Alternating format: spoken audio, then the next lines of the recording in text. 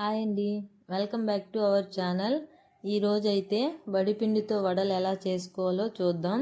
ముందుగా ఒక గిన్నెలో పిండి వేసుకొని కొద్దిగా మంచినీళ్ళు పోసుకొని ముద్దలాగా చేసుకోవాలి. షుగర్ అయితే ఇందులో ఉండేదే సరిపోతుంది, ఇందులో ఇంకేం యాడ్ చేయని అవసరం లేదు. ఇప్పుడు స్టవ్ పైన బాండలు పెట్టి ఆయిల్ కాగాక చిన్న చిన్న వడల్లాగా చేసి వేసుకోవాలి. ఫ్లేమ్ అనేది మీడియం ఫ్లేమ్లో ఉంటే వడలు బాగా క్రిస్పీగా వస్తాయి. ఈ పిండితో కుడుములు, కేక్స్, లడ్డూలు కూడా చేసుకోవచ్చు. వడలు అయితే చాలా ఇష్టంగా తింటారు పిల్లలు.